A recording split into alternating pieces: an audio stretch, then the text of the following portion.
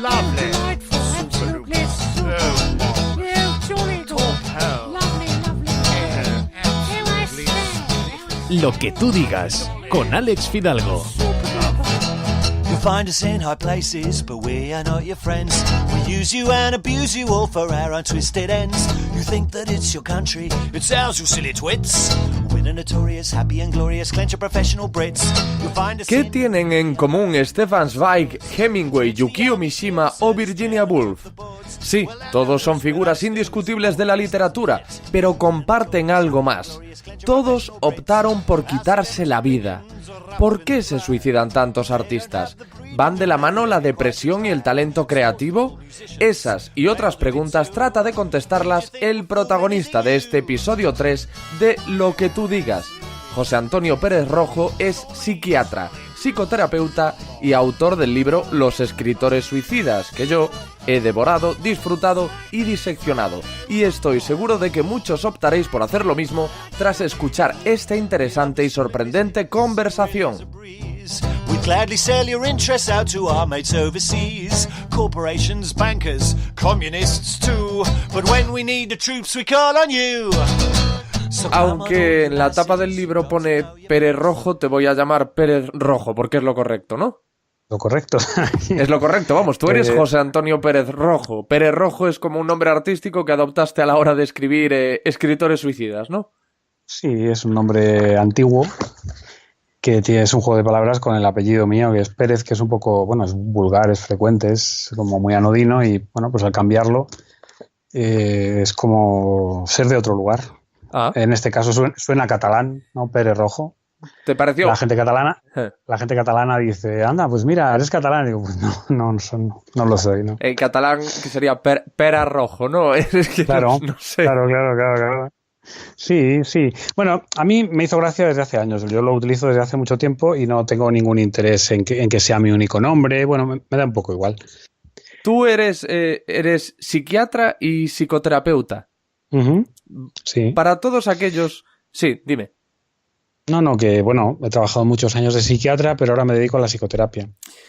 Para todos aquellos que hayan tenido la fortuna de prescindir de los servicios de ambos, o de alguno de los dos profesionales, ¿cuál sería la diferencia? No, parece tontería, pero estoy convencido de que hay gente que tiene la duda o que tiene una concepción muy simple de lo que es un psiquiatra y lo que es un psicólogo, de los matices que diferencian a uno y a otro. Bueno, la psicoterapia no es patrimonio de los psicólogos ni de los psiquiatras. Es una herramienta para intentar curar problemas de salud mental con medios no químicos, digamos, no físicos ni químicos, principalmente con la palabra. Y yo me dedico a eso ahora. Lo que pasa es que mi formación inicial es de psiquiatra y yo he trabajado muchos años como psiquiatra en la sanidad pública. Entonces, un psiquiatra en la sanidad pública, por temas de contrato, se te exige que hagas de psiquiatra de sanidad pública, es decir, que mediques a la gente y la veas cada X tiempo y que procures que sus síntomas disminuyan con medicación. Y a mí eso no me terminaba de convencer y por eso me he ido un poco hacia el lado de los psicólogos que curan con la palabra o intentan curar con la palabra.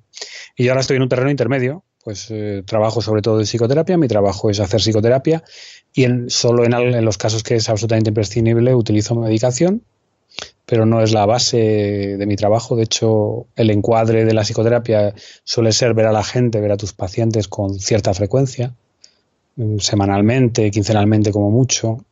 Y bueno, pues yo prefiero trabajar en ese encuadre, verlos cada poco y trabajar con ellos con más intensidad que verlos, digamos, medicarlos y verlos cada mes, cada 2 meses, cada 3 meses, confiando en que la medicación arregle unos problemas que no son solo químicos.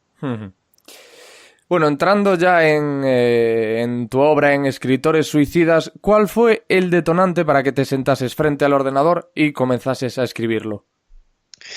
Bueno, una amiga que era bibliotecaria, que ya se ha jubilado de la biblioteca de Azuqueca, Eva Ortiz, me dijo, oye, tenemos aquí unas jornadas sobre literatura, ¿por qué no preparas una conferencia sobre los escritores, sobre el oficio de escribir y tal?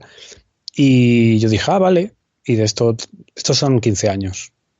O sea, le dije vale, y me puse a escribir, me puse a preparar una conferencia sobre el oficio de escribir, una charla, y el tema es que encontré muchísimos escritores suicidas. O sea, me empecé a decir, anda, otro, y otro, y otro, y otro, y otro. Y pues abrí un cuaderno, empecé una lista, y bueno, pues tirando del hilo salieron tantos que hice un índice inicial de, yo que sé, como 50, y dije, bueno, aquí hay tema, aquí hay un libro, aquí hay algo. Y ya se empezó. Entiendo que cuando tu amiga te dice que prepares esa charla es porque tú ya tenías una pasión por la literatura, ¿no? Bueno, sí, yo siempre he leído muchísimo y siempre me gustó escribir y cada vez escribía, bueno, siempre he escrito. Y bueno, pues ya me llegó un momento que me di cuenta de que me gustaba mucho, de que era mi afición y poco a poco pues también mi oficio. Bueno, y no solo son muchísimos los escritores que se han quitado la vida, sino artistas en general, pintores, músicos. Da la sensación de que al final la creatividad es más una cruz que una bendición, ¿no? Si tienes en cuenta todos estos casos, vaya. Yo te diría que bendita cruz. Y eso, que no, vamos, no sé, no es por utilizar un término que se usa en español, aunque sea así, que tenga que ver con la iglesia, pero bendita cruz. Los dos tienen que ver con la iglesia, curiosamente. Bueno, el arte en general. Yo cuando empecé el libro me centré en los escritores y en los poetas. No empecé a pensar en los artistas. Luego me he dado cuenta de que hay muchísimos artistas, de que todos los artistas en general tienen una tendencia a sufrir más enfermedad mental. De hecho, hay estudios que así lo dicen. Y también hay más suicidios entre los artistas. Cierto. ¿Tiene una explicación desde el punto de vista psiquiátrico esta relación tan intensa entre el talento artístico y el suicidio? Bueno, después de escribir el libro, en el libro este tema está más tratado. Yo ahora ya ha pasado tiempo. Yo lo que veo es que si tú sigues la corriente, es todo más fácil. Si no sigues la corriente, no sé, tú tienes un programa de radio así, no te he investigado, pero así parece como disidente, ¿no? Sí. Entonces, los que estamos un poquito en los márgenes, y yo lo estoy, como has visto, no soy ni psiquiatra, ni psicólogo, estoy en los márgenes. Más gente está en los márgenes. No hace falta ser un gran artista para vivir en los márgenes. La vida es un poquito más dura. ¿Cómo te diría? Un ejemplo muy simple es: los zurdos viven menos, los tipos de más de 1,90 m viven menos. ¿Por qué? Porque se van dando golpes con la realidad. Se van dando golpes con la realidad. Y si eres distinto y digamos que el hombre estándar de tu época no te cuadra, los ideales estándar no te cuadran y la vida estándar no te cuadra, pues te rozas más con la vida. Y los artistas son el ejemplo perfecto de gente que no encaja en su tiempo, que son gente que es avanzada a su tiempo, que piensan cosas distintas, que viven de manera distinta, normalmente tienen un carácter más abierto a experiencias. Las experiencias también tienen su precio. En otras épocas, pues las experiencias tenían precio de enfermedades de transmisión sexual. En otras épocas, más recientes, las experiencias tenían el SIDA. O yo qué sé, que siempre los artistas están más expuestos a viajar a lugares donde pueden tener peligro, a vivir de trabajos inestables que pueden generar muchísimo estrés y muchísimo malestar. Y no sé, situaciones de extrema pobreza, por ejemplo. Si el otro día salía el artículo de Goytisolo y daba penita leer los últimos años de Goytisolo, por ejemplo, de esta vida que tuvo al final en la pobreza, preocupado porque sus ahijados pudieran estudiar en Marruecos, que para un sueldo español mandar dinero para ahijados suyos para que estudien en Marruecos es un juego de niños, más o menos. O sea que... Y Goytisolo estamos hablando de un autor consagrado que le dieron el Cervantes hace nada.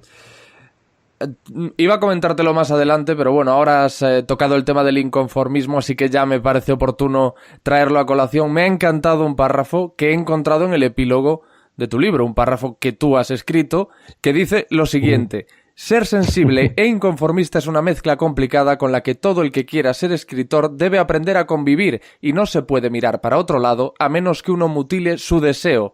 Escribir es brindar con el vacío y esperar un eco que quizá no llegue. Es una actitud arriesgada en el mundo que te mira como si fueras un bicho raro y en el que hay que seguir pagando las facturas. Esto va en la línea de lo que acabas de comentar precisamente. No sé si tengo derecho a ello, pero es que me siento identificado con esto. Hay algo que me resulta familiar cuando yo leo este párrafo. A mí también. Es que te das idea de que estas cosas están escritas hace ya tiempo y llevo mucho que no lo he releído y lo escucho y digo, qué interesante el párrafo. No, es que lo es y te digo, no sé si tengo derecho a ello. No, sí, porque esto... sí, lo escucho y sé que está en el libro, o sea, sí. Lo reconozco, pero hay una parte que digo, anda, ay, he escrito yo esto, qué bien, ¿no? Te decía lo de que no sé si tengo derecho a sentirme identificado porque este párrafo forma parte del epílogo de un libro en el que hablas de grandes genios de la literatura, pero es que de verdad que hay algo que digo, joder, me resulta familiar esto que estoy leyendo. Por eso te he dicho que no sé quién eres básicamente, pero lo poco que he visto es que tienes un programa pues distinto a través de internet y claro, hay que pagar las facturas, hay que vivir, hay que hacer lo que... Digamos que el artista, salvo que sea una persona de grandísimo éxito, a lo que uno no puede aspirar, digamos que eso te puede tocar o te puede no tocar, no, mejor, yo creo que, vamos, a lo mejor es que yo me consuelo así, pero yo creo que escribiendo no voy a alcanzar notoriedad ni voy a ganar muchísimo dinero. Simplemente, entonces yo lo que veo es cualquier artista va a pasar, aunque tenga éxito, va a pasar muchísimos años en el anonimato, en la oscuridad, y tiene que buscarse una forma de vida, tiene que ganarse la vida de alguna manera. Y en lo que los otros dedican su tiempo a un trabajo, tú tienes que dedicar un tiempo a tu trabajo y a la vez dejar hueco para tu actividad artística. Bueno, si lo puedes mezclar las dos cosas, perfecto, pero es complicado, ¿eh? Luego está también el tema de la sensibilidad, ¿no? Porque todos los que se dedican a algo que implica creatividad suelen ser más sensibles, tienden a ser más sensibles, lo cual puede ser peligroso, ¿no? Un exceso de sensibilidad. Sí, es otra vez lo de la bendita cruz. Bueno, y un exceso de insensibilidad, ¿dónde nos lleva? Quiero decir que tú eres hombre en una sociedad machista, yo también, y nos educan también a los hombres pues a ser insensibles, a apartarnos de los sentimientos, a escondernos, a no decir lo que pensamos, lo que sentimos. ¿Eso merece la pena? ¿Eso es vida? Me pregunto. Quiero decir que la sensibilidad los artistas tienen más, pero también porque la educan. Es decir, tú te sientas con un artista, vamos a ver, yo voy a bajar la definición de artista, vamos a rebajarla un poco. Artista puede ser aquella persona que tiene curiosidad por aprender muchas cosas nuevas y que le interesa alguna de las artes, puede ser cine, literatura, pintura, y que dedica algo de tiempo a eso. Eso puede ser un artista en ciernes, ¿no? Y yo qué sé, pues esa persona que tiene curiosidad, estudia, investiga, mira lo que siente, se pone en terapia, avanza.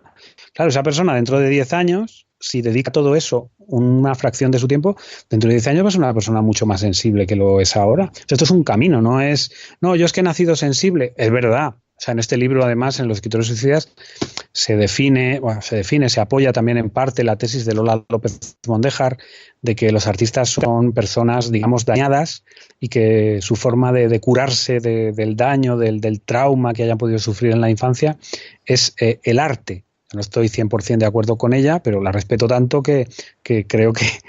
Y la respeto tanto y sé que tiene parte de razón.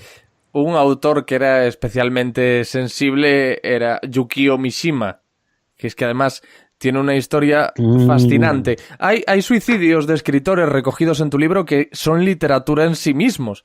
Es decir, precisamente el ejemplo de Yukio Mishima es realmente novelesco. Bueno, y su vida también, no solo el suicidio. Sí, bueno, es gracioso porque este capítulo lo escribí de los primeros, este tiene más de 10 años, es un capítulo súper breve. Y bueno, pues después de escribirlo vi la película que recomiendo a todo el mundo, que se llama Una vida en 4 capítulos, que es la peli del año 85 donde se cuenta la historia de Mishima y se cuenta fenomenal.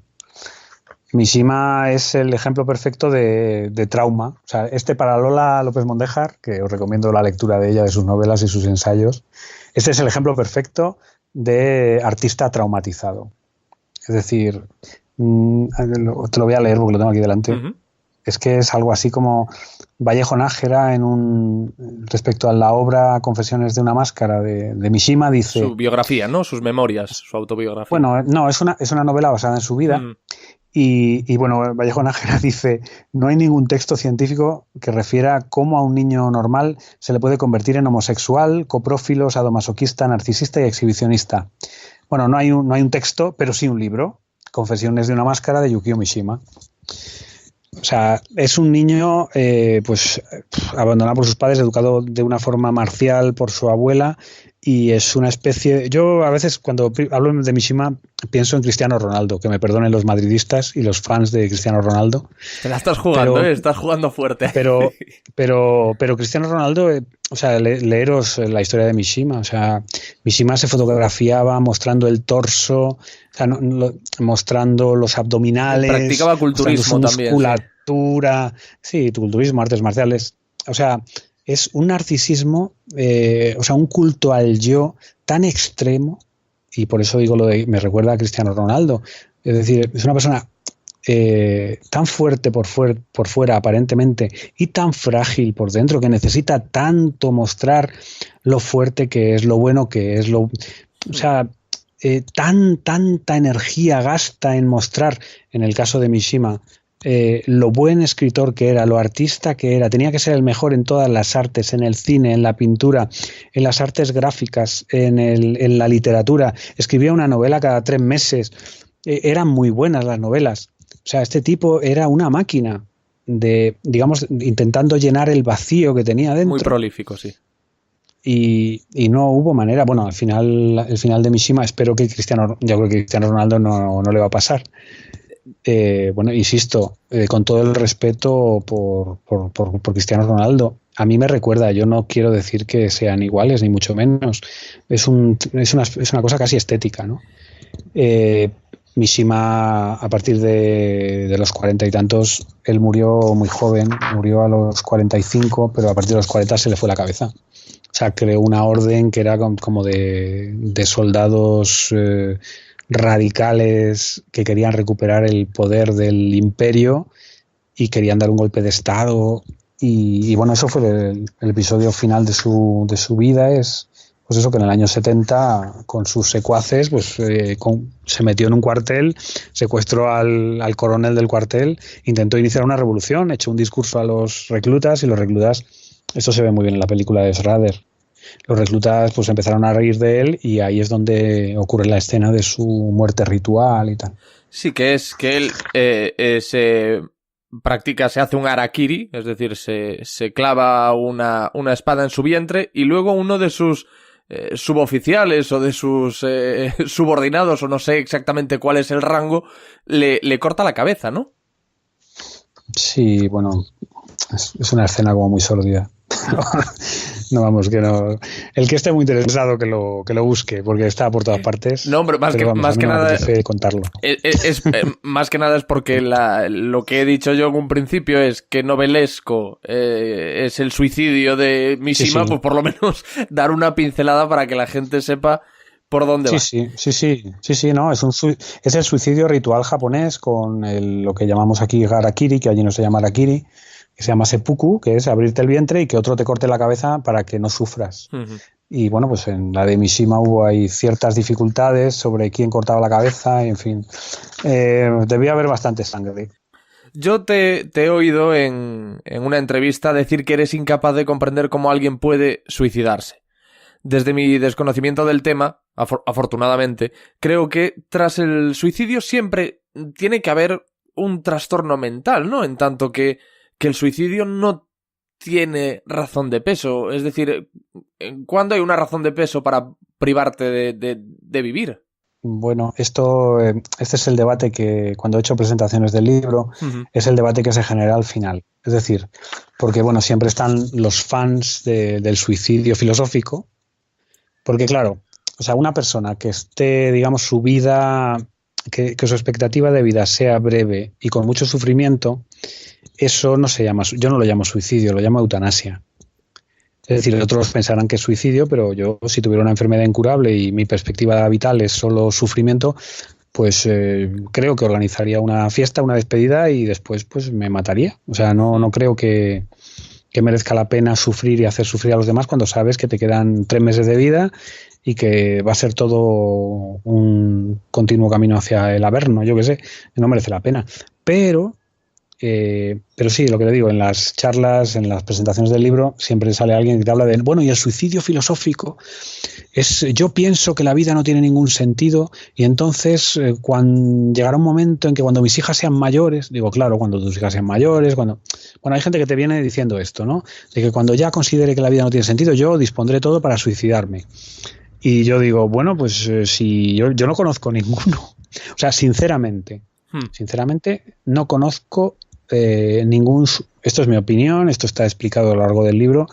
Yo no conozco ningún suicida que o se salga de la eutanasia o se suicide sin tener ninguna enfermedad mental. Es un criterio mío, también es una opinión. Yo no lo veo, yo no lo siento así. Pero es un criterio... No es que yo no entienda a los suicidas, yo los entiendo. Es decir, mi trabajo es tratar con personas que tienen depresión y todas ellas en algún momento se plantean la muerte y hay algunas que bueno, pues dentro de su enfermedad lo piensan con mayor insistencia, incluso lo han llegado a intentar o lo han pensado muy seriamente. Sé sus razones, es decir, la depresión es una forma de ver el mundo como si llevaras unas gafas totalmente ahumadas y no ves nada, lo ves todo oscuro, lo ves todo negro y realmente te parece todo negro, te parece que la vida no tiene sentido y hay veces que ese no tiene sentido cobra consistencia ya delirante, es decir, te lo crees a pies juntillas y no te puede convencer nadie de lo contrario. En ese caso, pensar en el suicidio es lógico. No, claro, lo que yo te quería decir es que yo creo que quien se suicida, como mínimo, tiene que tener una depresión de caballo. Una persona que no tiene una depresión no en ningún momento se plantea quitarse la vida, porque quien se quita la vida es porque dice yo no sirvo para nada, yo no pinto nada aquí. Suficiente para decir que esta persona tiene una depresión. Sí. Por eso te digo que los suicidas yo los veo, pues gente que normalmente tiene un cuadro depresivo claro y profundo. Es mi opinión. Ya te digo, el libro está lleno de ejemplos que parecerían contradecir esto. Es decir, el libro, yo lo digo siempre lo digo, pero es que es verdad. El libro está lleno sobre todo de escritores del siglo XX. Y el siglo XX ha sido uno de los más desgraciados de la historia, o por lo menos los conflictos han sido los más bestias de la historia. Y hay suicidas del libro que realmente se suicidan cuando no pueden hacer otra cosa. Es decir, la guerra viene el enemigo, me van a matar, soy un intelectual. Bueno, no digamos lo que significa ser artista o intelectual o poeta en un país donde hay una dictadura. O sea, los poetas saben que cuando hay una dictadura tienen que emigrar. O sea, esto es así de duro.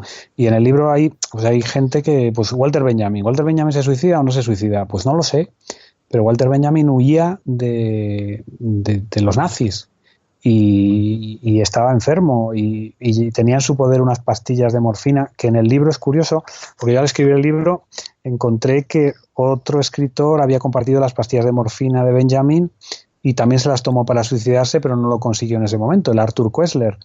Son cosas que uno se encuentra al escribir un libro, porque esa es la idea, ¿no? Tú escribes algo y de repente encuentras lo que no te esperabas. Y, fíjate, si resulta que llevaba las pastillas que había compartido con este hombre y a uno le funcionó y al otro no le funcionó.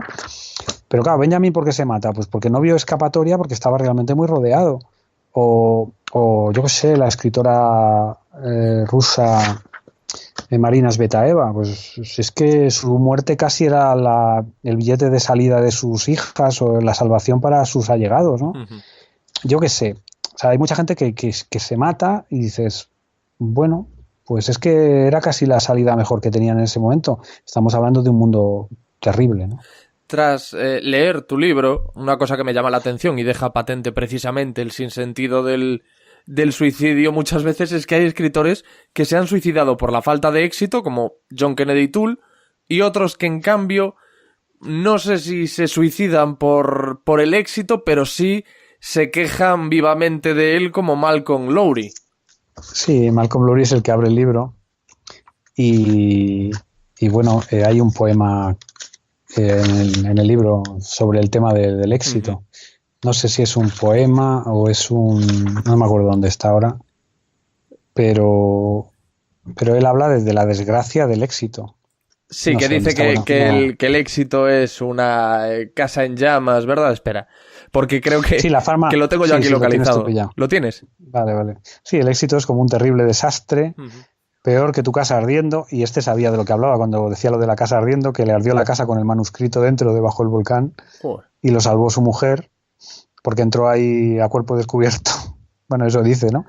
Y bueno, peor que tu casa ardiendo, los ruidos de derribo, cuando las vigas caen cada vez más deprisa, mientras tú sigues ahí, testigo desesperado de tu condenación. La fama, como un borracho, consume la casa del alma, revelando que solo has trabajado para eso. Ay, si yo no hubiese sufrido su traidor beso, y hubiese permanecido en la oscuridad para siempre hundido y fracasado. Pues chico, no lo sé. Yo qué sé. No te sé decir. Yo como no conozco esto del éxito, pero bueno, hay de todo. Bueno, hay de todo y John Kennedy Toole pues se mató muy joven y este era un hombre bastante, bueno, yo que sé, el sur de los Estados Unidos, profesor de literatura, un hombre inadaptado. Tenemos dudas sobre su orientación sexual. Vamos, me refiero a eso sobre todo porque la orientación sexual... sí, en según qué momento era. Ahora claro. quizá un poco menos, Claro. pero en otros lugares, en otros momentos, ha sido un hándicap terrible. Y bueno, pues él tenía un libro estupendo, se lo iban a publicar, no se lo publicaron y se desesperó, se deprimió y pues una cosa llevaría a la otra y al final se mató. Y luego su madre, la perseverancia que solo puede tener una madre, consiguió publicarlo muchos años después. Tú diferencias 3 tipos de suicidio: heroico, depresivo y despechado. Bueno, eso es por hacer una clasificación inicial al principio del libro. El libro es una búsqueda. Entonces yo en un momento inicial del libro hablo de estos 3 tipos de suicida, ¿no? Y bueno, el despechado, por ejemplo, que es el más llamativo, pues es un suicidio impulsivo, es un acto de agresividad. Es decir, no hay acto de agresividad más potente que agredir a quien tienes más cerca, ¿no? Lo típico es agredir a alguien que tienes cerca o agredirte tú. Y es una agresión bestial suicidarse, Pero por ejemplo, ¿no? Larra. El despechado, eso es por impulso. Es decir, de hecho, si falla, luego quizás se arrepienta de haberlo intentado, ¿no? Y diga, pero Dios mío, ¿qué he hecho? Sí, bueno, pero en personalidades muy impulsivas, ¿no? O en una persona que esté pues medio deprimida y sea medio impulsiva, pues ahí tienes una mezcla bastante complicada y sea toma alguna droga, pues supongo que es un momento pues de alto riesgo, ¿no? Sí, el depresivo ya nos imaginamos cuál es. El depresivo es el que te he contado antes, es decir, una persona que tiene una depresión y que sus pensamientos negativos están en el límite, se han alejado ya de la realidad y creer a pies juntillas que su vida no tiene sentido. Entonces ahí tienes los suicidios estándar y los suicidios ampliados, ¿no? Gente que se suicida él solo y gente que se suicida con su pareja, y los casos más extremos de la gente que se suicida con sus hijos, en fin, eso, o sea, en una depresión psicótica en la que piensas que la vida no tiene ningún sentido para ti ni para nadie, pues puede ocurrir, ¿no? Ahora hablamos... En el libro no hay casos de suicidios ampliados con hijos, creo recordar, pero con parejas sí. Sí, ahora hablamos del suicidio en pareja, solo nos queda por profundizar en el tipo de suicidio heroico. ¿Este cuál es? Hombre, Sócrates es el suicidio heroico. Sócrates se podía haber ido por la puerta de atrás, como se hacía en Atenas en aquella época. Es decir, te juzgaban, te condenaban a beber la cicuta y te daban una salida para que te fueras de la ciudad, de la polis, una temporada. Te ibas una temporada, 1 año, 2 años, te ibas a algún retiro dorado y luego ya podías volver. Ya se pasaba, ¿no? Pero él no, él es un héroe. Digamos que, de hecho, Sócrates está en la historia de Occidente y del mundo porque cuando la ciudad y las leyes de la ciudad lo condenan injustamente, él decide cumplir la condena. Él coge la copa, se la bebe, sí. Sí, él en vez de le facilitan, bueno, vamos a ver, esto es ya mitología, ¿no? Estamos hablando de un personaje de hace 2500 años, nos ha llegado la historia que nos ha llegado, pero parece claro que él tenía opciones de salida y él decide que no, que si las leyes que él tanto respeta de la ciudad le condenan a muerte, pues él acepta el cáliz. Estamos hablando también de un hombre pues ya de edad, en aquella época un hombre de su edad pues ya era era muy mayor, ¿no? Yo creo que eran como 60 años, que ahora es poco, pero en aquella época era un hombre que yo creo que supongo que había hecho ya su vida y bueno, pues eso hizo. Ese es el suicidio heroico, ¿no? El suicidio por una causa. Porque en el caso de Séneca, que es casi la contraparte romana, pues fue heroico, pero un poco distinto, ¿no? Fue heroico porque la manera de salvar a su familia pues fue suicidarse él, obedecer al emperador, al César, y en vez de que pues, la maldición recayera sobre su familia, pues él cumplió la orden y se suicidó y ya está. Y el suicidio en pareja, ahora sí, si ya nos cuesta entender el suicidio, lo de suicidarse en pareja, como en el caso de Harry Crosby o de Kessler, a mí me parece indescifrable ya. Porque no es que una de las partes de la pareja vea que la otra ha muerto y opte por matarse, sino que hablamos de pactos para suicidarse a la vez. Sí, bueno, Harry Crosby y su mujer, o su novia, no me acuerdo si estaban casados. Bueno, estos eran los alegres años 20 y eran dos ricos que vivían alocadamente y vete tú a saber lo que pasó. Pero en el caso de Arthur Koestler, o en el que Koestler es precisamente el que llevaba la morfina de Walter Benjamin, ¿no? Se cruzaron en Marsella, creo, y compartieron la morfina que llevaban.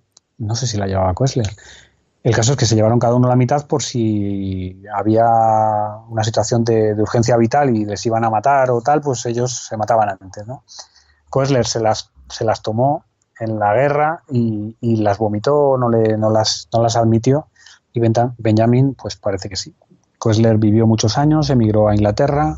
Bueno, Koestler la vida de Koestler es para hacer una película, porque estuvo en la guerra española, preso, condenado a muerte, pensaba que se lo iban a fusilar, luego estuvo preso también de los nazis y al final acabó en Inglaterra y hizo una carrera literaria estupenda y ya bastante mayor, tenía una enfermedad incurable, una leucemia, y decidió, bueno, él presidía la asociación de eutanasia de Inglaterra y todo, y decidió pues eso, poner fin a su vida más o menos pues como te he contado antes, ¿no? Pues me queda muy poca vida, tengo 77 años, tengo una enfermedad incurable y bueno, pues para agonizar durante meses y ser una carga, pues yo me suicido. Es un caso en paralelo con la vida de Stefan Zweig, que en el libro no tiene capítulo, pero para eso estoy escribiendo yo un libro ahora sobre él.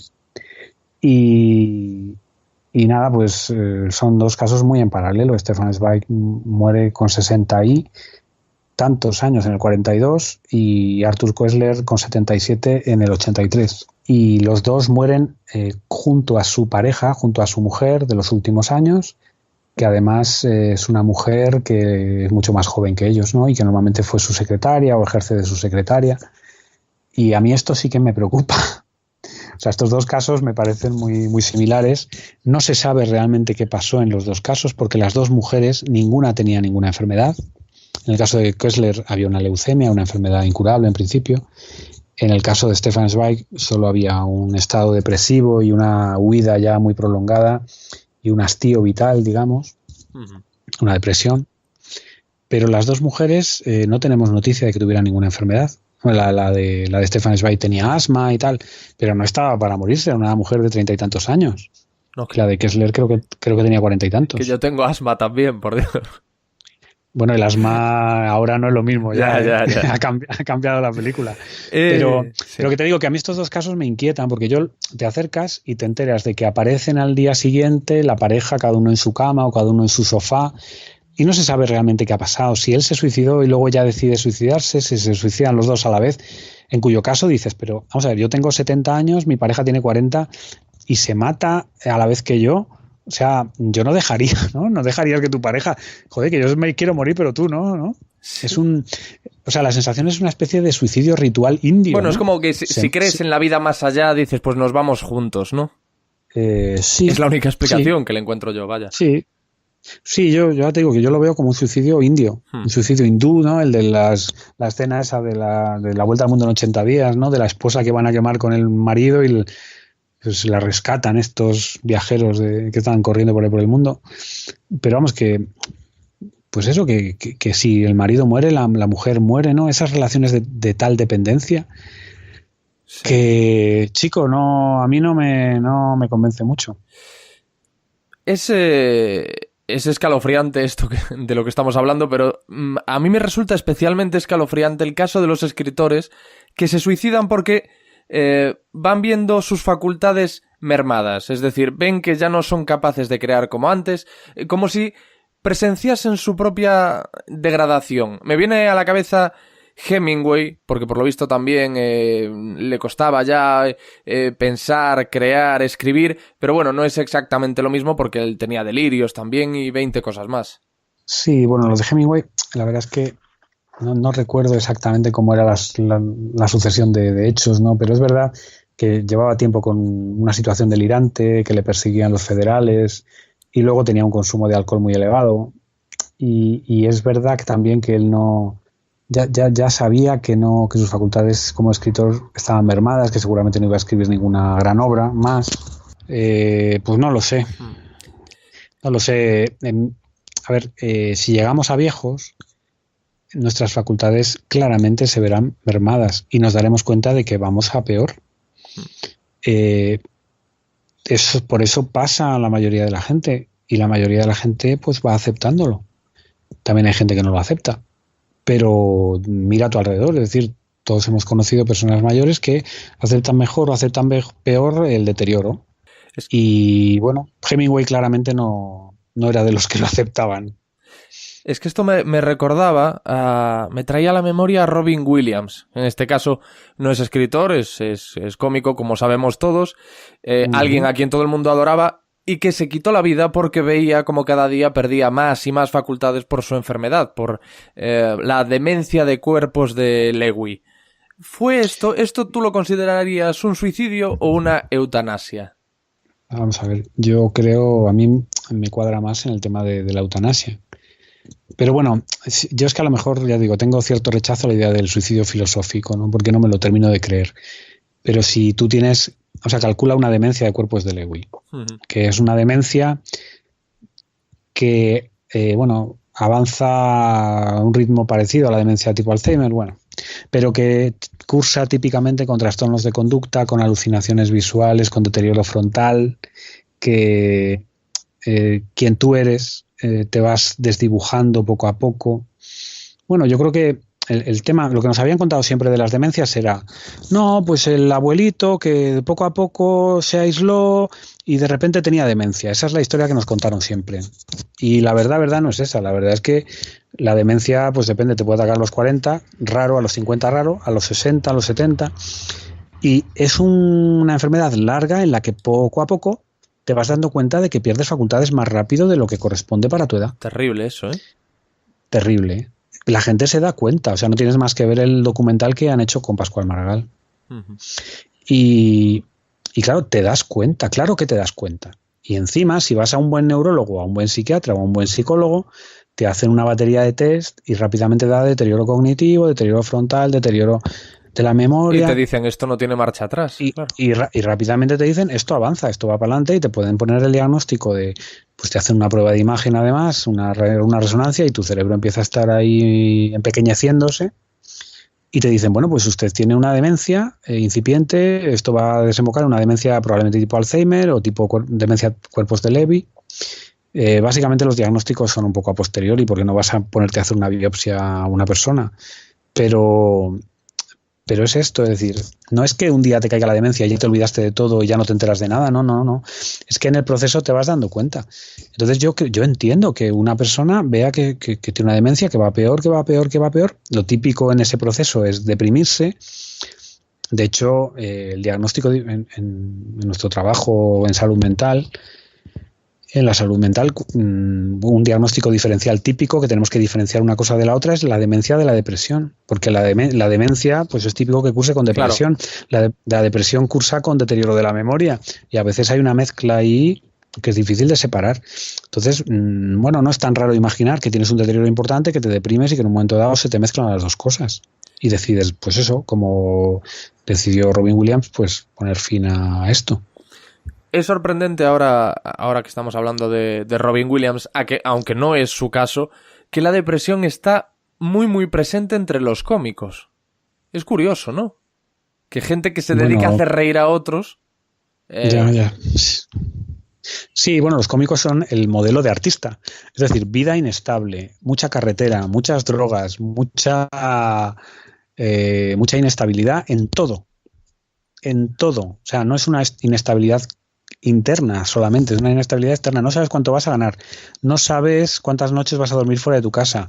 Las parejas normalmente les duran poco por diversos motivos, incluido estos, ¿no? Muchas drogas, mucho alcohol. Su vida es muy dura, como la de los músicos. O sea, mírate las vidas, o sea, no te las tienes que mirar, en fin, es público, ¿no? Las vidas de los músicos, y los cómicos en esto tienen mucho que ver. Es decir, pasan la mitad de la vida en la carretera. Y ellos sí tienen que hacer reír. Es un oficio muy duro, muy exigente. Y bueno, pues los que tienen, pues, los actores, los cómicos que tienen un grandísimo éxito, pues les va bien, pero los que no, yo creo que les cuesta llegar mucho a fin de mes, a fin de año, a la jubilación. Por eso se hacen los hogares de actores, de cómicos, ¿no? Crean ellos mismos un fondo de reserva porque saben que luego es difícil.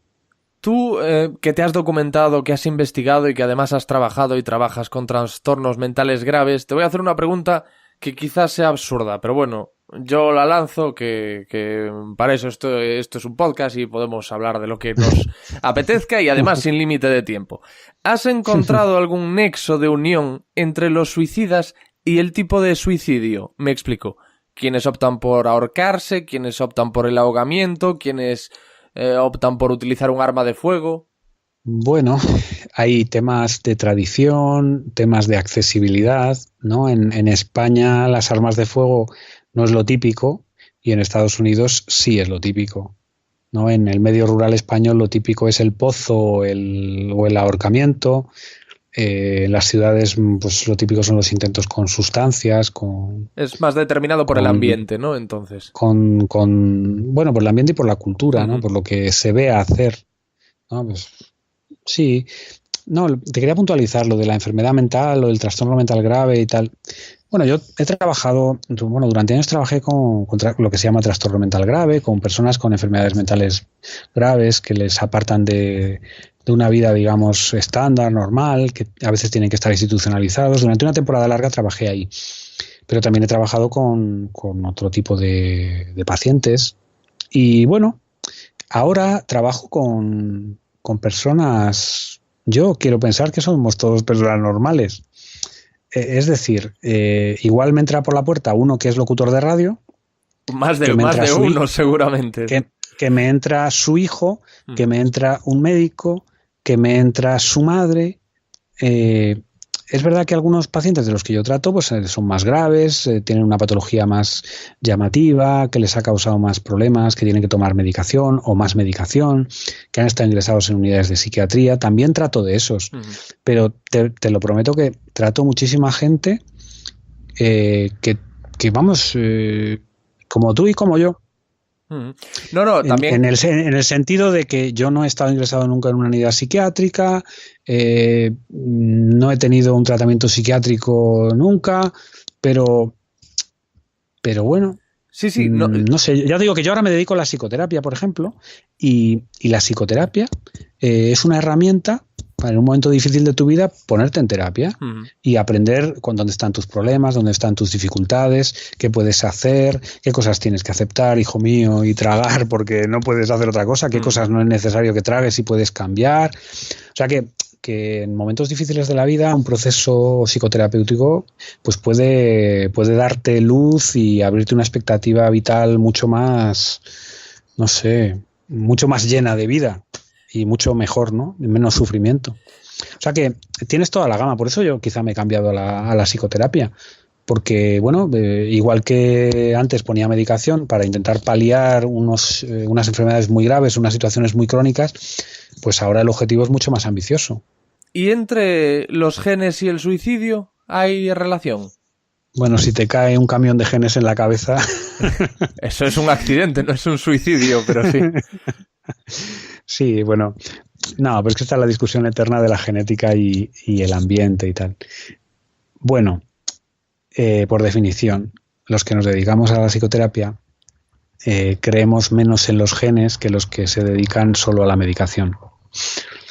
¿Por qué? Porque, bueno, a ver, si hay un gen que codifica una proteína, siempre puede haber una medicación que actúe sobre ese gen. Y podemos encontrar la medicación y curar esa supuesta enfermedad. El problema de las enfermedades mentales es que ninguna correlaciona con un gen. Hay muchos genes que quizá, pero no hay ninguna, bueno, alguna, pues yo qué sé, la enfermedad de Huntington sí es una enfermedad genética, pero eso es una demencia muy concreta de un deterioro muy bestia y muy rápido. Pero las enfermedades típicas, pues la depresión, la ansiedad, la esquizofrenia, no son genéticas. O voy a ser, no sé, voy a ser honesto. Sí. Voy a intentar ser muy honesto. Por favor. Si la genética y el ambiente son las dos causas posibles de cualquier enfermedad mental, en mi opinión, la genética nunca llega al 50%. Quiero decir que para mí y para muchos, el ambiente es más importante que la genética, dentro de unos mínimos. Es decir, si tu genética es un desastre, tienes un retraso mental y tienes una enfermedad de Huntington, pues evidentemente no, pero dentro de unos mínimos razonables, que tu cerebro funcione más o menos bien, para mí el ambiente es más importante que la genética, sin despreciar la genética. Y también me dedico a eso, es decir, la psicoterapia, ¿sobre qué actúa? Bueno, a ver, esto lo vais a entender mejor hablando de ordenadores. Es decir, el ordenador es una caja llena de circuitos, eso se llama el hardware, ¿no? Y luego le pones programas, que eso es el software, ¿no? Un teléfono. El teléfono tiene un hardware y un software. Pues nuestro cerebro es lo mismo. Tiene un hardware y un software. El hardware lo controla principalmente la genética y el software es lo que vamos aprendiendo desde que nacemos.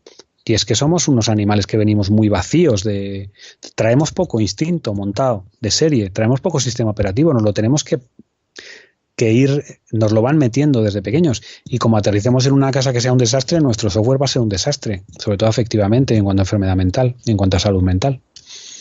Y este es el tema. Yo pienso más que el software es más importante que el hardware, dentro de unos mínimos de hardware, ¿no? Tú has tenido un ordenador, si te lo han limpiado y funciona y le has colocado los programas adecuados, puedes hacer lo que quieras con él. Sin embargo, si el software es un desastre y no tiene los programas adecuados, no puedes hacer nada con el mismo ordenador, ¿no? Pues esto es lo mismo. Y chico, yo ahora trabajo en el software, trabajo en las ideas que tenemos sobre nosotros. Has trabajado con hardware y software, entonces tienes ahí una visión, ¿no? Yo he trabajado siempre con todo, porque uno no puede dejar de ser quien es. Pero la temporada que he trabajado en mi vida con pacientes muy graves que vivían en una situación ya de una enfermedad muy crónica de muchos años, de síntomas muy duros, necesidad de tratamientos muy intensos, e incluso ingresos, pues es verdad, ingresos prolongados, tal, pues claro, ahí hay un problema ya más difícil de gestionar y a lo mejor el objetivo no es tener una vida plena y el objetivo es mejoría total, sino bueno, es una mejoría relativa, aunque sea muy optimista. Ahora voy a ser honesto, yo creo que todos hemos fantaseado con la posibilidad del suicidio. Quiero decir, pensar ¿qué pasaría si lo hiciese? ¿Y cómo sería si lo hiciese? ¿Esto es así o tengo que preocuparme? Bueno, a mí esto me lo plantean mucho en consulta, ¿no? Ponte en situación, ¿no? Tú estás cruzando la pasarela que pasa sobre la autovía y te apoyas en la barandilla y miras debajo. Ahí, quien más, quien menos, piensa ¿qué pasaría si? ¿No? Bien, ¿eso te convierte en un suicida? No, claro. Yo creo que no. Bueno, cuando la gente está muy ansiosa, muy nerviosa, un poco triste, un poco apagada, pues ese pensamiento quizás sea más insistente y en personalidades con rasgos más obsesivos, pues esto te lo plantean, ¿no? En consulta diciéndote, oye, que me pasa esto, ¿no? Que me apoyo en la barandilla y pienso qué haría si me tirara, o tengo unos cuchillos en la cocina muy grandes y cuando paso los toco y digo, ¿y qué pasaría si voy por casa y mis hijos y tal? Bueno, está en la naturaleza, ¿no? Del hombre eso. Bueno, pues yo creo que esto lo llamamos como en fenomenología se llama fobias de impulsión. Yo creo que esto va en nuestra naturaleza, es decir, nuestro cerebro es un cerebro muy activo y calcula muchas posibilidades y esa es una de ellas, ¿no? Si pasas por la barandilla, pues te apoyas ahí y dices, anda, ¿y qué pasaría así? ¿Y si me suicido, qué pasaría? Eso lo hemos pensado todos. Ya de ahí a considerarlo seriamente y a plantearte cómo lo harías, muy poca gente lo hace. Porque realmente es verdad que cuando tú en consulta, claro, imagínate la situación en consulta, o sea, en consulta muchas veces tienes la suficiente confianza con la persona.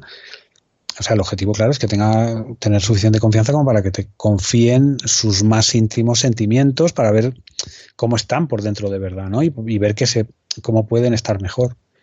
Y cuando tú les preguntas ya, cuando hay un grado de confianza y les preguntas, ¿pero tú has pensado en el suicidio? La gente te cuenta exactamente lo que piensa. Yo qué sé, más o menos, ¿no? O por lo menos lo que ellos sienten. Uh-huh. Y te dicen que, bueno, que la mayoría no lo han pensado, pero de ahí a hacerlo, pues todo el mundo te dice, no, hombre, lo he pensado, pero todo el mundo que los ha tenido, quiero decir, te dice, bueno, lo he pensado, pero no lo haría, mis hijos, mi familia, yo soy muy cobarde, yo soy muy creyente. O sea, hay gente que sí que te lo dice, pues hubo una época que lo pensé y a punto estuve, o hubo una época que incluso hice un intento. Bueno, pero ya te digo que la mayoría no. La mayoría de la gente siempre tiene algún motivo para no hacerlo, ¿no? Y eso yo creo que también está en nuestra naturaleza, es decir, somos máquinas de sobrevivir. También dices en el libro que hay mucho suicida en la actitud que algunos mantienen ante la vida. Bueno, esto ya... sí, bueno... Sí. Esas son tus palabras, ¿eh? Sí. Sí, hay formas de vivir la vida que son suicidas, claramente. No... Es decir, en el libro lo cuento más en detalle, pero si tú trabajas de 8 a 10 todos los días y los fines de semana te llevas trabajo a casa, cuando pasen 30 años, ¿dónde vas a estar tú? ¿Va a haber algo de ti? ¿Va a quedar algo de ti? Eso es vida. Si eso además se suma a que llevas una vida muy sedentaria, consumes mucho alcohol, fumas tabaco, te drogas, tienes un sobrepeso, tienes hipertensión, tienes obesidad, tienes hiperlipemia, tienes un riesgo cardiovascular brutal, ¿no es una forma de suicidio inconsciente casi? Claro, pero eso es un criterio mío, es decir, yo creo... Otros dirían lo mismo de privarse de comer y de privarse de esos placeres también. Sí, yo no digo de privarse, por Dios. No, digo por lo de si uno se atiborra de grasas, tal, pues hay también quien te dice, hombre, pues para vivir la vida, pues vivirla a tope y como lo que me apetece y... Bien, o sea, yo entiendo lo de vivir a tope y salir y comer bien y salir un día y quemar la ciudad y tal, eso me parece bien. Pero si tu ritmo de vida te conduce a un callejón sin salida, te estás matando. Claro, a ver, esto es un tema estadístico, es decir, vamos a meternos ahora con los fumadores, por ejemplo. Adelante. ¿Tú eres fumador? No.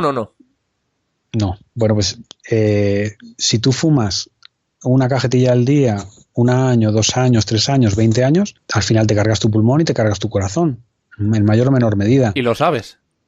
Y lo sabes. ¿Es un suicidio? No. ¿Es una adicción? Hombre, es una adicción.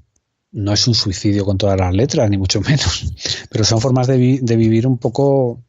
un poco suicidas, ¿no? Es lo que... Son un poco suicidas. Es un riesgo, no sé, como vacío. Porque, no sé, el fotoperiodista, pues no sé, ahí ya no sé qué decirte. Ese fotoperiodista es un suicida. El de guerra, dices. Sí, el fotoperiodista de guerra, perdona, sí. Bueno, ahí va más por la necesidad de adrenalina, ¿no? Que tienen algunos, que yo, por ejemplo, no tengo, que siempre me ha llamado la atención. A mí nunca me ha traído en absoluto ni el puenting ni nada de eso. Yo siempre digo que debo de tener muy poca necesidad de ese tipo de experiencias adrenalínicas. Sí, hombre, hay gente que vive montada en el riesgo. Y sin el riesgo no son nadie, pues a lo mejor no tienen, yo qué sé, los casos de estos chicos que hacían el salto base con el traje este de pingüino volador y que se estrellaban, ¿no? Que no sé, no te lo sé valorar, la verdad. Pero bueno, hay formas de vida que realmente nos alejan mucho de estar vivos y bueno, pues yo las pondría en cuestión. De hecho, pues si alguien entra en mi consulta... Bueno, normalmente la gente entra en tu consulta porque está sufriendo y quiere cambiar algo. Entonces, claro, pues es más fácil ahí le puedes decir, pero ¿cuánto trabajas? ¿Cuánto fumas? ¿Cuánto comes? ¿Qué haces en tu vida? Y tal. Le puedes preguntar y le puedes apretar un poco ahí porque viene por eso. Porque quiere que le toques ahí, porque si no, no vendría. Pero claro, yo soy muy respetuoso con la gente. Quiero decir que yo no voy a ir a tu casa a decirte cómo tienes que vivir, vamos, ni se me ocurre. Lo que pasa es que hay casos muy llamativos, ¿no? De personas que llevan un tipo de vida que dices, bueno, te estás matando, lo sabes, ¿no?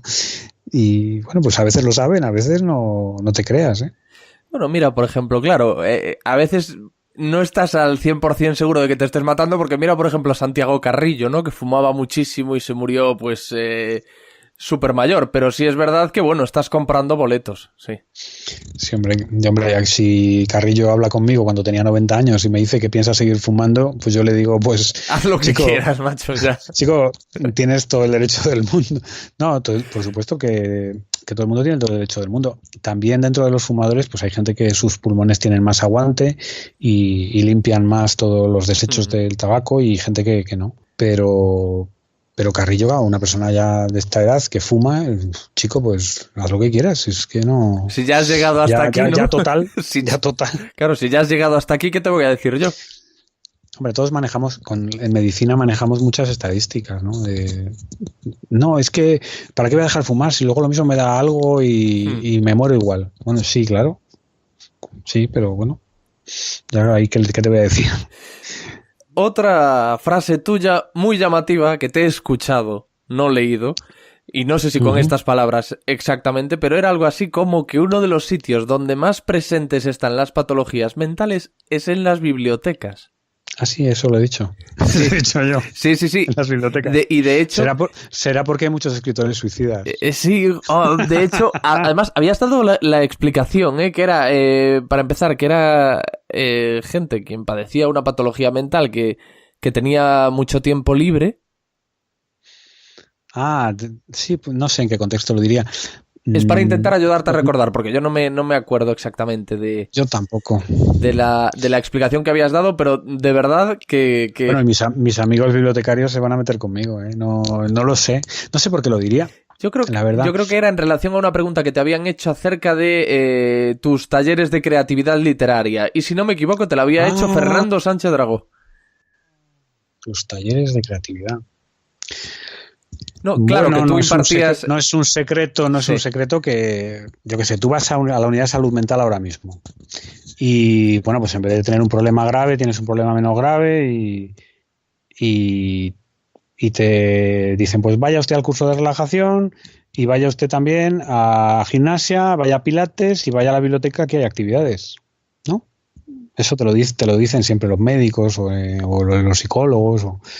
No, pero yo no sé si habrá más enfermedad mental en la biblioteca o no. No sé, esto está como descontextualizado y no te sé decir a qué me refería. Bueno, mira, yo en la biblioteca he dado muchos talleres de escritura en distintas bibliotecas y en otros foros.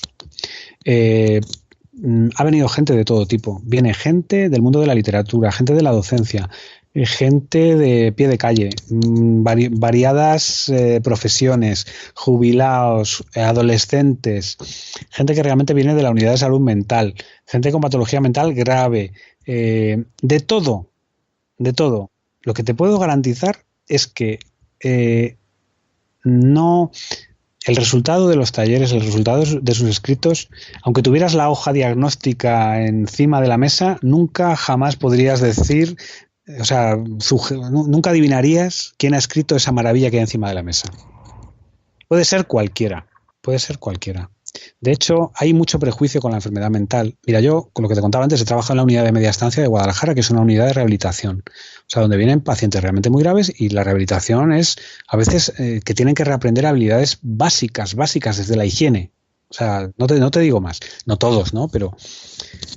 bueno, pues ahí hicimos una jornada un día con mi compañera, con María Castillo y con Luis Horna. Se nos ocurrió una idea maravillosa que está publicada en una revista de arteterapia, que es, venían de visita a nuestra unidad, que teníamos allí gente que vivía con nosotros una temporada para reaprender y a ver si podían escapar, digamos, de tanta enfermedad mental. Y nada, venían de visita estudiantes de auxiliares de enfermería y se nos ocurrió montar una convivencia con ellos. Y la idea era, van a venir los estudiantes de auxiliares de enfermería y nos van a encontrar a todos los de la unidad, soldados y reclutas, o sea, en teoría, pacientes y cuidadores, ¿no? Usuarios y cuidadores, vamos a estar vestidos de calle todos. Es decir, no vamos a llevar etiqueta.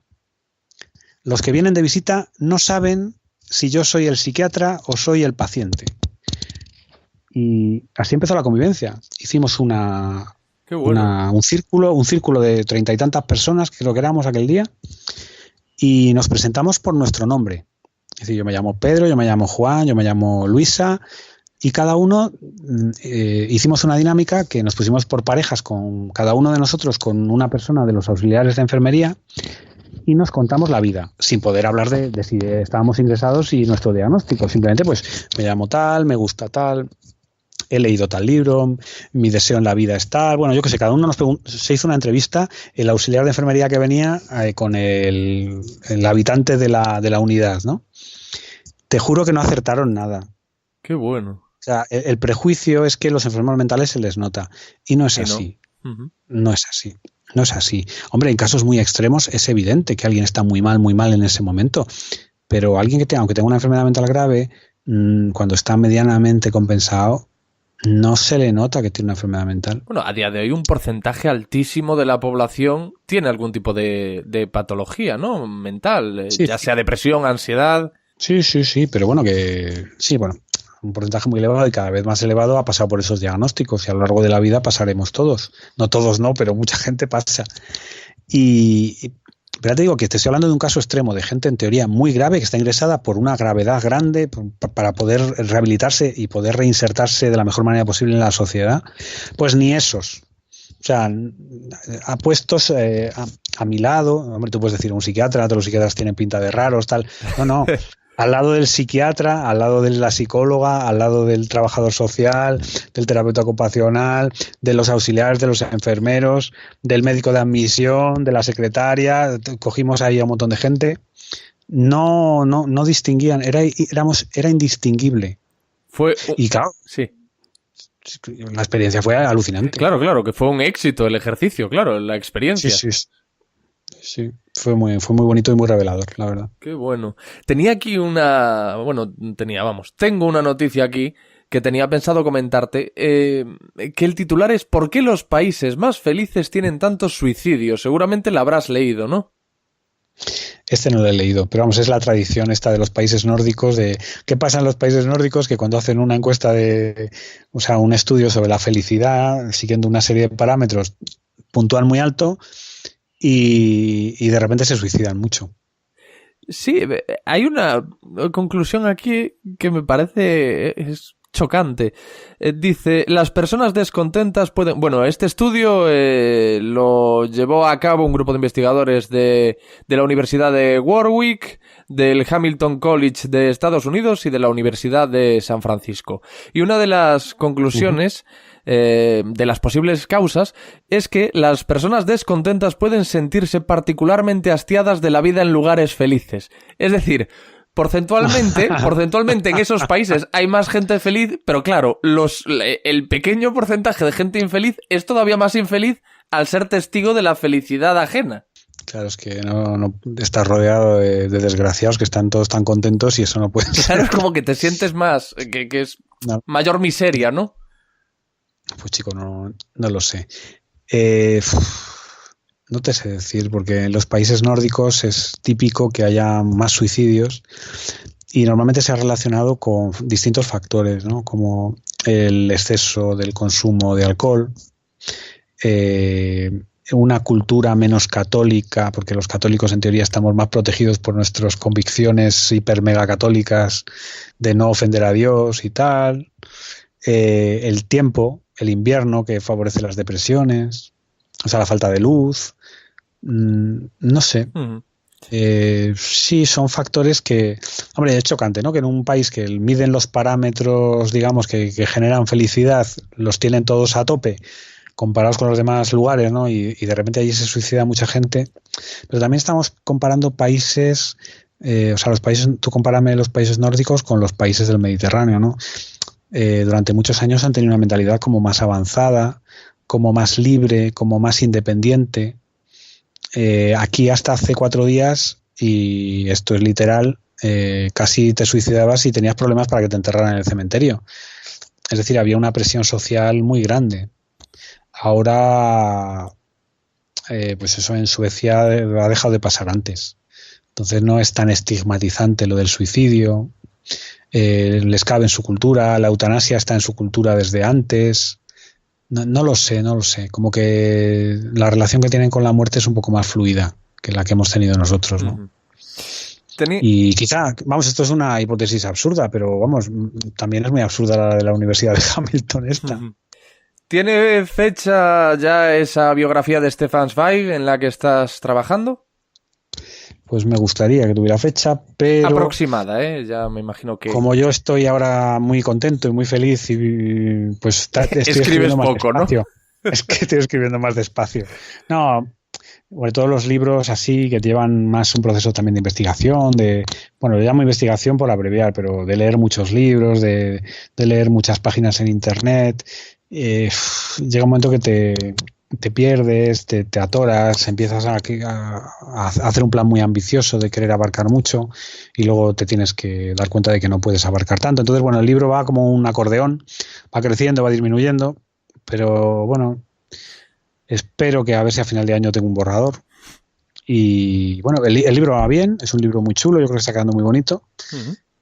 Y nada, la verdad es que me está gustando mucho escribirlo. Y bueno, esto responde a tu pregunta, es decir, ¿merece la pena escribir? Pues mira, yo el ritmo que llevo ahora escribiendo el libro de Stefan Zweig, para mí sí me merece la pena. Es decir, yo voy escribiendo, voy buscando libros sobre él, voy haciendo fotos a los libros y las subo al Instagram, voy encontrando frases que tienen que ver con el libro y las pongo en el Twitter y las añado en el libro. En el libro voy poniendo notas que voy encontrando, que voy pensando y se va hilando una especie de tapiz como muy rico y con muchos hilos que tú te has ido encontrando a lo largo de meses y meses de lectura. O sea, yo el libro no lo dejo ningún día, todos los días pienso algo del libro, ay, fíjate esto. Hay veces que me puedo tirar 2 semanas sin escribir nada en el fichero, pero no lo dejo y la verdad es que no paso tanto tiempo. Es decir, voy enlazando y al final pues está saliendo la historia de Stefan Zweig y al final vamos a ver si podemos contestar por lo menos de una manera tentativa lo que le pasó a este hombre para querer morir.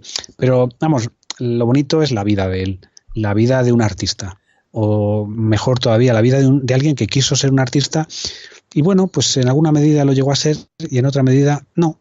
Uh-huh. Y así es la vida, hay que aceptar que muchas cosas son que no.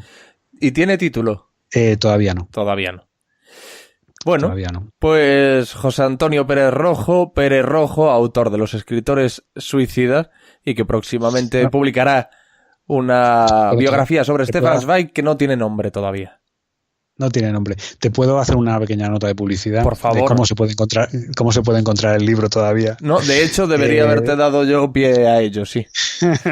No. Mea culpa. No. Por cierto, ¿dónde lo has conseguido tú? Yo en Amazon, que supongo que será donde dirigirás ahora a los oyentes, ¿no? Sí, ¿tienes el papel o el Kindle? Papel. Bien, gracias. Bueno, el libro en papel está, bueno, en Amazon lo tenéis en Kindle y en edición en papel. Es una edición muy baratita que cuesta 16 euros y nada. Y es un librazo de grande, muy bonito. Con sus fotos. Y nada, os lo mandan en 3 o 4 días a casa desde Amazon. Así que nada, si os interesa, pues ahí lo tenéis. Muchas gracias por la promoción y por el escaparate. Nada, y también digo, merece la pena el libro, que por eso estamos ahora hablando tú y yo, porque de verdad que el libro a mí me ha gustado mucho, lo he devorado y tenía muchas ganas de mantener esta conversación. Oye, pues Alex, muchas gracias por el interés y por salirte un poquito de lo que es mainstream y llamar a gente que no estamos ahí en el candelero, pero bueno, ahí estamos haciendo nuestro trabajito. El mainstream es muy aburrido, hombre, esto es lo interesante. Muchas gracias, José Antonio. Nada, un abrazo grande. Lo que tú digas, gente que vale la pena escuchar. Y hasta aquí el episodio 3 de Lo que tú digas con José Antonio Pérez Rojo. Ya sabéis que si queréis adquirir una copia de su libro Los escritores suicidas, podéis hacerlo en Amazon, lo recomiendo encarecidamente. Y si queréis seguir al programa, si queréis seguir el podcast de Lo que tú digas y estar al tanto de todas las novedades, podéis hacerlo en @LQTDradio, @LQTD, de Lo que tú digas, radio, todo junto. Si los 140 caracteres os saben a poco y queréis escribir un mensaje más largo, podéis hacerlo al correo del programa alex@loquetudigas.es, alex@loquetudigas.es. Y por último, y no menos importante, si queréis contribuir a la elaboración de este podcast, si queréis hacer una donación, podéis hacerlo en el canal de iVoox de Lo que tú digas. Hay un botoncito ahí que pone donar, le dais y ya tenéis las instrucciones. ¡Adiós!